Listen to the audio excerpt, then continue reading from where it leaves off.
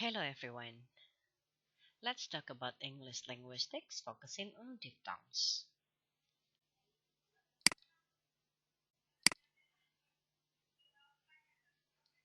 Before we talk about diphthong, do you still remember the kinds of vowels? That there are two kinds of vowels, monophthong and diphthong.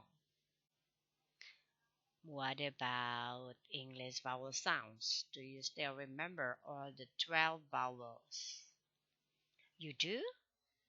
Good then. The next thing that you have to remember is the characteristic of English vowels.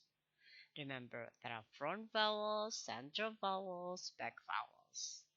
And then some vowels are produced with the tongue raised high near the closed line, and then the half closed, half open, and open, related to the degree of closeness.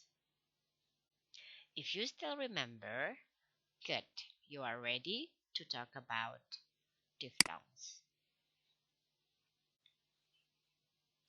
Diphthong is a single vowel sound, but it is produced when two vowels, one is dominant in duration and stress, are paired together in sequence.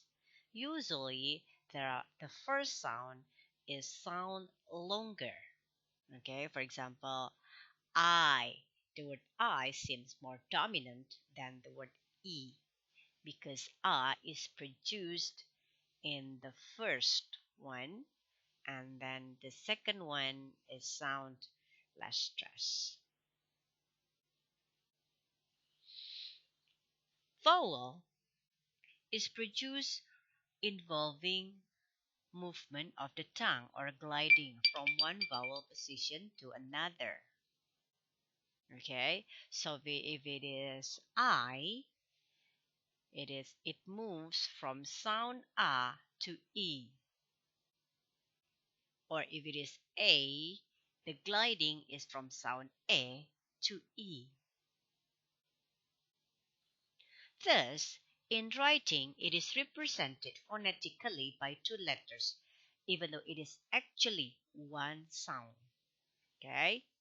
The first one shows the starting point, and the second one indicating the direction of the movement. So if it is I, it moves from sound A to E by gliding.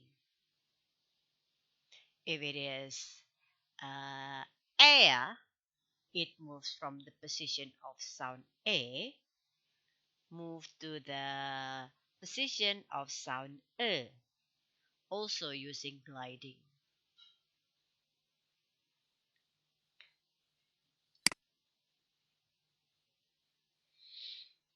Based on the direction of the last sound, remember, the direction is based on the last sound.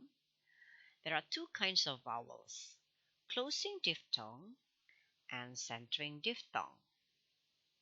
Closing diphthong are diphthongs in which the position direct to the closed vowels. Do you remember the closed vowels? The closed vowels are the vowels that is on the top. Actually, there are four sounds on the top: long E, short E, long U, and short U. However, we do not use the long sounds to produce diphthong. We use only the short sounds.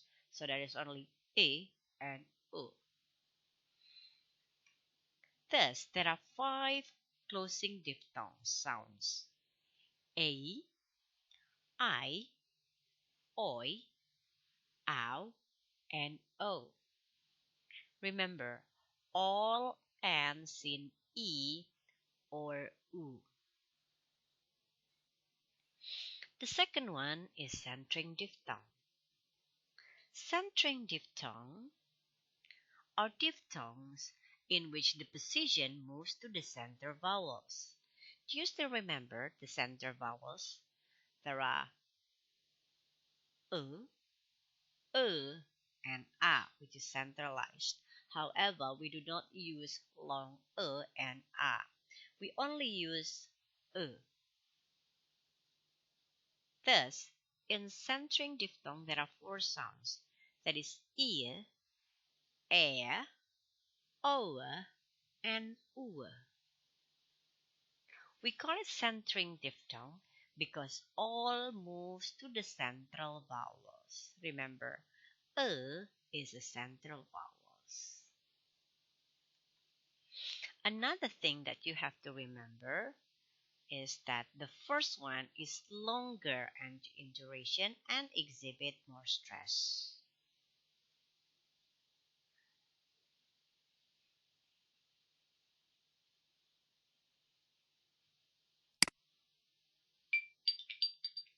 This is the chart of closing diphthong.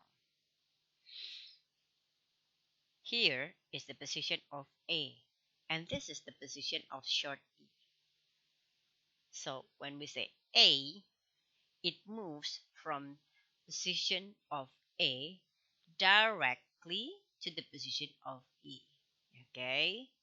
So the gliding is from A to E. It becomes A, not AE, but A.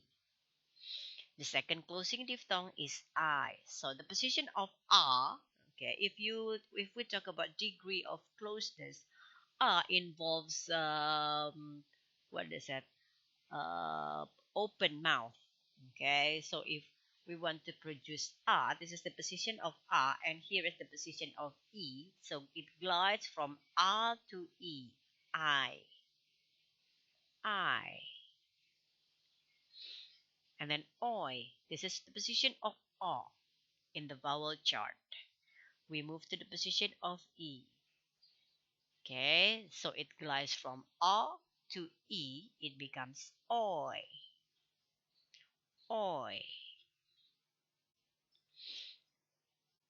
And then we have ow.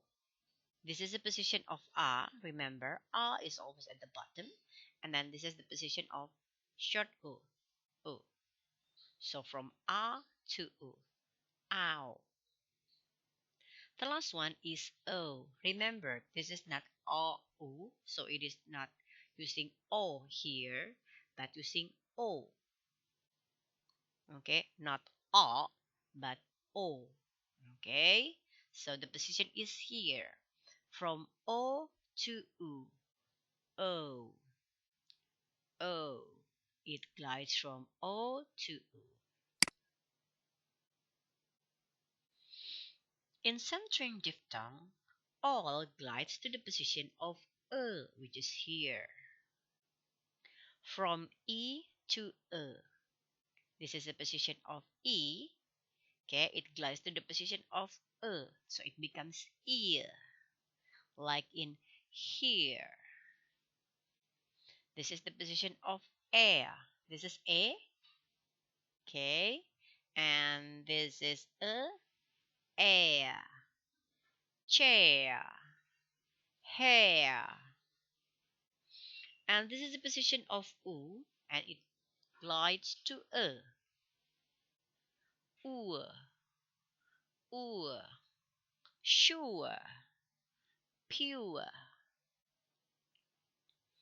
And for the position of o and okay, o and o is here, and then o as in mower, mower.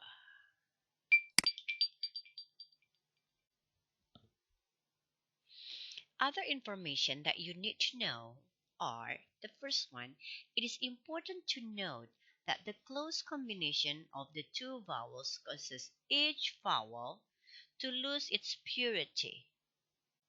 So it is not really uh, a and then e, but it's become I. So it's not really a, but and then e, yeah, I. So it is a bit different from each individual sound. And then diphthongs can be found in both and closed syllable. I hope you remember where um, discussion about open and closed syllable.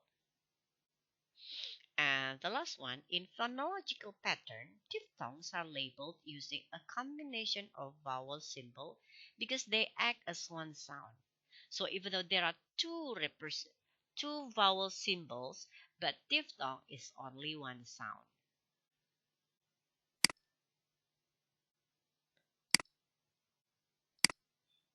Thanks for watching. If you still have questions, you may write your questions on the comment. Thank you very much.